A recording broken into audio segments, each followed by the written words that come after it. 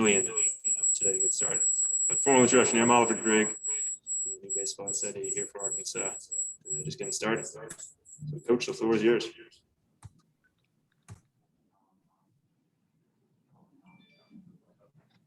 And we're going to tell him, we'll start with you. Jump in. Well, hey, Dave, thanks for doing this. What can you tell us about how your pitching has looked since we last talked to you, and maybe tentative plans for next weekend? We've been looking, the pitcher's been looking good. Obviously, we've got a lot of numbers.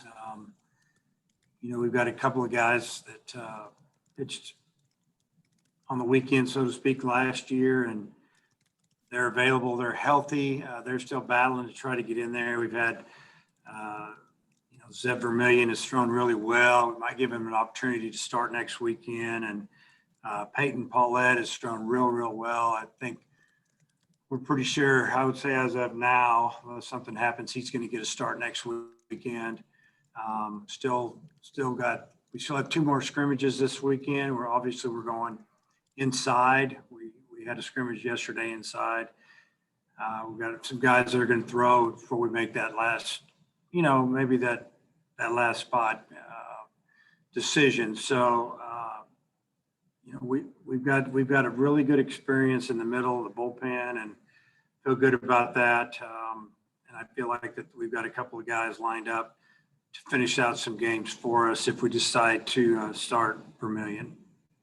The last few days, I'm sure, made you real happy to have the Fowler Center. Do you anticipate having to work through the start of the season inside?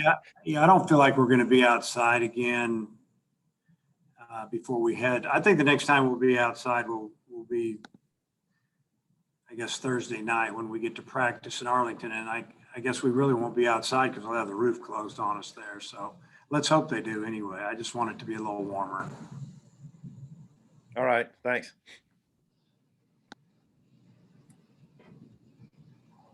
Andrew? Yeah, Coach, when we talked to you after the Fall World Series, you had said that you were maybe concerned with Connor Nolan. He didn't have a couple of very good outings to end it. His velocity was down. How has he looked since coming back from the break? And I know you said he's competing for that last spot, but what kind of role could you foresee for him? Well, he's looking a lot better. I think his command seems better. He threw pretty well his last outing. If he's not starting, I could see him in a long relief role. He has experience. He's got good stuff, and I think he's bouncing back.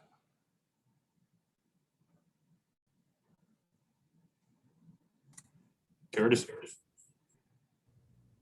Hey, Coach, moving over to the lineup, are you feeling pretty comfortable about how you're going to fill out that lineup card on opening day, or do you still have a position battle or two that you're trying to decide on? I feel real good about our lineup right now, and I could write you one up probably pretty close to what we're going to go with. And we've been using it a lot in this early part of practice and scrimmages, and trying to put more of the starters on the same team just so they would get a little bit of an idea of the lineup and maybe get comfortable with it and where they're hitting in the order. It's made for a couple of lopsided scrimmages, which is a good thing. If you load up 8 guys on one team, maybe 9, and you have a lot of the other guys on the other team, it's gotten out of hand a couple of times, but there's also been a couple of pretty good games. But there's a battle or two. There's a couple of guys, maybe one outfield position. It's still up in the air a little bit, but I probably have a guy that we're going to go with, but we'll see how that turns out. And then in the infield, kind of the same way. We know Goodhart is going to be in the lineup. The bat has been really good. Defense has been okay. Still throwing issue a little bit. So then you take really Brady Slavin is battling for maybe a spot at first base with Cullen Smith. And realistically, I'd like to get both of those guys in the lineup at the same time. They both hit left-handed and they hit well. They both have power. I can always flip Cullen over to third if Nesbitt is, maybe not hitting well, but the defense from Nesbitt is just elite, really, at this level. So, he'll get the opportunity to start that first game for sure. Bob? Hey, Dave, how you doing? Good. Who would be the guys you'd be looking at closing? You said if Zeb was starting, who would you maybe look at in those closing spots? Probably Elijah Trest. He's throwing the ball real well right now. And he's a guy that I have a lot of confidence in. Spots his fastball well. He's 95, 96 miles an hour. About every pitch, his slider's better. It's got a little more depth this year. He's probably the one that we'd probably go to right away. We can close games now with maybe guys that aren't throwing the ball, 95 plus, but we've got 2 or 3 more that could. If you wanted to go with a young guy, you could put Jackson Wiggins in there. Got a really good arm, up to 97, 98 miles an hour already this, I guess we'll call it winter, January, February. Cops could do it. I feel like Ramage can close out games. They've both been really, really good this year. Cops has been super good and been fun to watch. Cobb said the other day when we talked to him that, maybe in a normal year, you'd have 7 or 8, key pitchers you'd probably rely on. I assume he meant SEC weekend. But he said this year he thinks there's about 15. Would you agree with that? I guess, how do you feel about your pitching depth overall? Yeah, I'm feeling good about our depth. He's right on the numbers. I'm not saying that, more than 15 guys are going to get to pitch all the time, because a lot of times on the weekend you're not going to need that many. You're probably going to need 10, if you have a pretty good weekend. But there's another 5 or 6 guys, 7 guys probably, that we have no problem putting them in the game. And I can't say that has ever happened here. I don't know if I've ever had that many pitchers that, we can put out there. But I think a lot of other teams are going to have the same issues. They're going to have a lot of depth, kept guys on both ends, didn't get drafted, didn't sign either out of high school or junior college, and they ended up on campus and then keeping the older kids in the program like we did. So I think you're going to see some really well-pitched games this year, and you'll see coaches probably going to the mound and getting guys maybe a little earlier than they have in the past because they know they got enough guys to get through the weekend. Thanks, Dave. Yep. Matt? Yeah, I can't remember a time when you've had to go in the Fowler Center for this long, this close to the season. What are your thoughts needing to be in there, for so long, and what are the primary limitations in there versus when you're outside? Well, my thoughts are going in there. The first thought is, thank goodness we have it. We're very fortunate to have this type of indoor facilities. I know that a lot of teams have indoor facilities. They're not as big, or they have to use an indoor area that's used by many of the sports programs, whether it's football and soccer, and you go on and on and on, where they have to, wait their time a little bit. But my thoughts are is that it's, but let me go back. The limitations are that your outfield doesn't get the work that it needs. Other than that, we can do most everything in there. We can play defense, we can pitch defense in the infield, and run the bases. We can play the game. With some of the technology that we have, it'll tell you how far you hit the ball and how fast it, jumped off the bat. And it's, it gets a little monotonous being inside all the time. But, I've coached in the Midwest, and sometimes it's what you got to do. I just think the players are going to just appreciate it even more when we get the opportunity to be out on a real, on a real ballpark, or in an area where you don't have to worry about the weather with that roof having the opportunity to be closed. And that's one reason I, wanted to get in this tournament, because I knew we were going to play unless something crazy happens. I wanted to go back to what you said about Goodhart a minute ago. It sounds, are you thinking about him at DH that first weekend? Yeah, I'm thinking about it. I think he, that's where he has been for us. He's gotten a lot better in the field, just that the arms up and down, and we'll see how that ends up though. Kyle. Hey, Coach, I was looking back at that statement you issued almost like 11 months ago to the day, and you said you were devastated for your team when the season ended so suddenly. Do you find yourself kind of thinking back to that as you get going here? And I know it's cliche, but gosh, kind of an appreciation for getting back out there when you think about that. Yeah, I've seen it in the players' faces that, I mean, I saw it all fall. They just really appreciated the opportunity to be out there. Something was taken away from them. Just to be able to get it back and have the opportunity to play. And, it was a tough time for everybody because it just kind of happened. It happened so fast, and, you work hard to prepare, and bang, it's over. And, obviously no one got a chance to see what, like Heston Kjerstad, what type of year he was going to have, or Casey Martin, some of these guys, because they were going to do some things. So I think our guys are just super excited to get this regular season going, and I think it'll make them feel a little more normal than we have for the last 10 or 11 months. Kevin. Hey, Coach, if the situation allows itself, with this being an athletic lineup, do you anticipate more stolen bases in the running game this year? I think what I've told the players, we're gonna run when the other team's not paying attention. And, there's some guys that can steal in your face when the other team knows you're going to steal, and they're working quick to the plate, catchers on high alert. We got a guy or two that can do that, but we've got some other guys that, if the other team gets their guard down, or they're slow to the plate, or like I said, they're not paying attention, we'll try to take advantage of that. I mean, are we going to steal 100 plus? We could. We do have some athletes, some athletic guys that can run, but we have some athletic kids that can hit the ball out of the park as well and hit doubles. So I don't want to run us out of games or innings.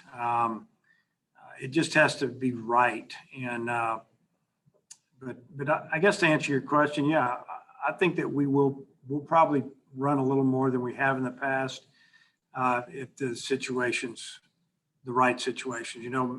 Last year with the pop, and maybe the year before and the year before, we didn't need to run because I thought maybe there was a better chance hitting a home run or a double than there would be, to try to steal that bag. So we just have to try to play it smart. Clay. Coach, you talked a lot, and so has Coach Hobbs, about the velocity of these guys. How have they been, the staff, on throwing strikes and pitchability? Yeah, we have a lot of strike throwers, and I love velocity. Why wouldn't you? Because it just makes all your other pitches better. They have to kind of cheat to get to the fastball, but I like guys who get people out. And I think anybody that's watched the game and been around this game knows that you've got to make the other team swing the bat. And but we have a lot of kids with pitchability, and that's a good baseball term there. I'm proud of you for that, Clay. And that's something we use here a lot. So, but we do have a lot of strike throwers, the guy that we can put out there and they can pitch. And, some of the older guys, we've seen them do it a lot more than others. Example, I guess when you say pitchability, Ramage has a lot of pitchability to me. He's a strike thrower, and ball moves. We know what we're getting when we put him out on the mound. And Paulette is kind of the same guy. He's got a really good arm, but he throws it over the plate. You're going to have to swing. And, that's a big part of getting people out is, them knowing that you got three pitches you can throw around the plate.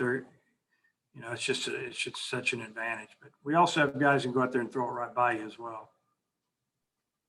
Phil.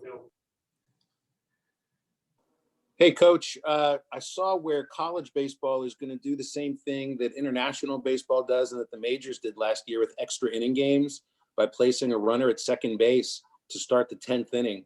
And I know you've coached in that sort of game before as the USA Baseball head coach. How does that change any strategy that you might utilize 10th inning and on? Well, the way that works is that we have the option to do that. We have to agree on that. Okay. And in the SEC, we won't agree on that. We're going to play regular baseball unless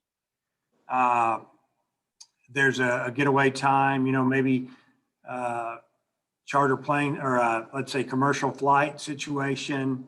I think that's when that will be agreed on before the game because of a time limit or something. But yeah, some leagues may just say, hey, that's what we're going to do. I know in the SEC, we've said we have the option to do it now. So it's very interesting. I mean, you put whoever made the last out, say in the ninth, out there you put them at second base, and you got to figure out if you just want to hit, you want to bunt, what do you want to do? And I guess there still will be some strategy because you don't go to the top of the order. If my 2-hole hitter made the last out and he goes to second base and I got 3, 4, and 5, I'm going to swing. If the other team's got number 8, 9, 1 coming up, maybe I just try to punch one in. You have to think about it a little bit, but I think it's a good option.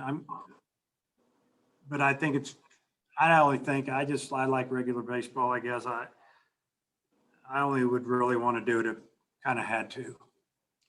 Last thing I had to ask about, and it's going to be so neat opening up the season in the home of the Texas Rangers where the World Series was played last year. What do you know about how that park plays? I remember major league players saying that it was really cavernous and home runs were a little tough to come by. What do you know about Globe Life Field? Yeah, I've been told, looked around or made a couple of calls and talked to a couple of people that have been there that just said that, the center field's deep. You got to hit it get it out in the alleys. You can get it out down the lines. It's a really nice ballpark. Heard a lot of great things about it. And, we'll have the opportunity to practice down there for a good hour plus. And we'll get a good feel for it, the dirt and the surface. Because, what I've been told is they have dirt, but they also have, field turf. It's a kind of a different kind. And I'm really interested to see it, see how it plays. But also for our outfielders to see how the ball travels. And, you try to learn as much as you can, and everybody's in the same boat. So, but we're just extremely excited to get out of here and go play. Got time for a couple more questions. We'll swing around to Andrew to start. Yeah, Dave, I was wondering, a couple of times I've been out there during this preseason, Brady Slavin has looked okay at first base. How would you assess him defensively out there at first? I think he's getting better. He had a really good day yesterday, and I even commented to the team. He made a couple of nice plays and made a nice play on a throw that was into the runner, and he caught the ball, and he used every bit of his height and his long arms to make that play over a runner. When you kind of compare him to Smith or even Goodhart, Smith is an experienced defender. He played third base every day as a freshman at I think it was East Tennessee, and then he played second base. So he's a good fielder. Brady's played a little bit of everywhere, in his baseball career, from little league shortstop to a third baseman to a right fielder. So, but he hasn't played a lot of first. He's played more second than he has first. So, but he's getting better, and that's all you can ask is for a guy to work and try to get better. And then also on his defense, as far as the defensive thing is that, he was trying to win that third base job. We were trying to give him every opportunity to play over there, or maybe even the second. And so now he's working full time at first. And so I've seen him getting better day to day. And, like I said, if you got maybe 9 or 10 hitters, say 10 hitters you want to get in the lineup, you can't play them all. And so somebody's not going to get to play. It's like I tell the guys, it's a long season. You're all going to get to play, and so to speak, the cream's going to rise to the top anyway. We'll figure it out. And then Dillon Leach was a guy that you said impressed you during the fall until he had a little bit of an injury. How's his arm doing? And would you say he's your backup catcher behind Opitz? Yeah. His arm's 100%, throwing the ball really well, throwing out some pretty good runners that have tried to run on him so far this year. And I would say he's our backup catcher right now. Tom. Dave, do you like opening against this caliber of competition right out of the gate? And what do you need to do better than you did in the Texas games last year? Yeah, last year we played at home and got off to a good start. And we got down there, and honestly, we faced some pretty good pitchers here. We faced a young man I think went in the second or third round, maybe even a fifth rounder. But when we got down there, I mean, we faced a first rounder, and we actually had the lead when Oklahoma took him out. And then, we let it slip away. We made some mistakes and got beat a couple runs. And then the Texas game, game 2, I mean, they got out on us. We had a disastrous second inning. I think they got out on us a couple of quick runs off of Wicklander, who did not throw good. He didn't get out of the second inning. I think he only got 3 outs in the game. And, we threw the ball around. Left fielder threw the ball over the cutoff man's head, and it goes over to the bullpen. And, I mean, it wasn't good. It wasn't pretty. But we came fighting back and came within about 6 inches of tying the game up when Goodart hit the ball off the yellow line. And we ran out of time. We lose 8-7, 9-8, whatever it was. And then gets Baylor in game 3. I mean, we forgot to show up. Game was late. Maybe we were still feeling sorry for ourselves or what, but that was the most frustrating game for me personally, is that I just feel like we didn't show up. Baylor played really well, beat us 3-2, and we limped on out of there. And we got it together after that. So I guess to answer your question, what do we have to do better? We just needed to play better. We just need to play solid baseball. I mean, you got 6 teams ranked in the top 10 in the D1 poll.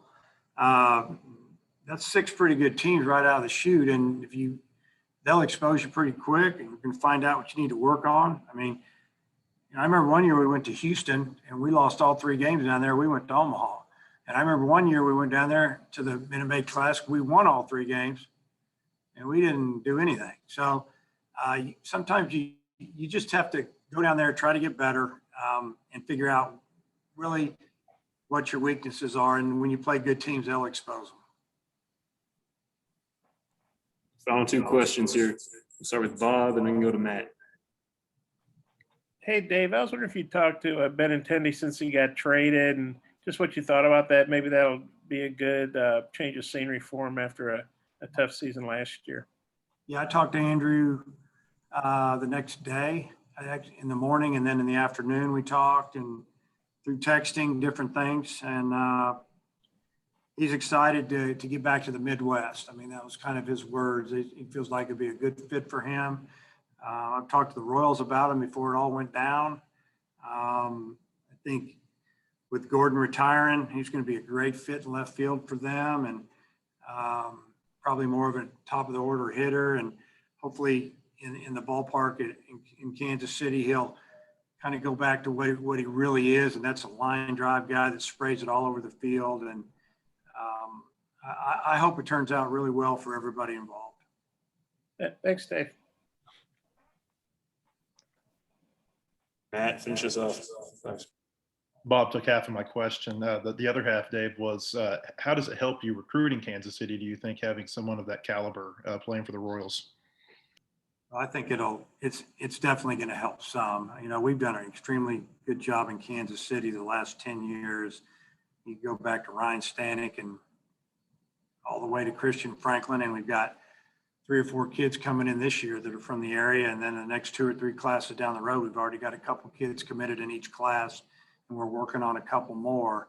But having a former Arkansas Razorback, Golden Spike winner, playing, 3.5, 4 hours right up the road from us, I think it should help us. And I'm sure it'll get brought up in the media up there that he was a Razorback, and maybe that, the GM of the Royals' son's playing for the Razorbacks now and will be playing for us next year. And it's going to be a good pick out of here down the road because he deserves it.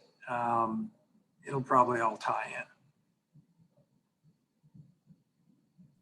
Thanks for the time, Coach. Okay. See you guys.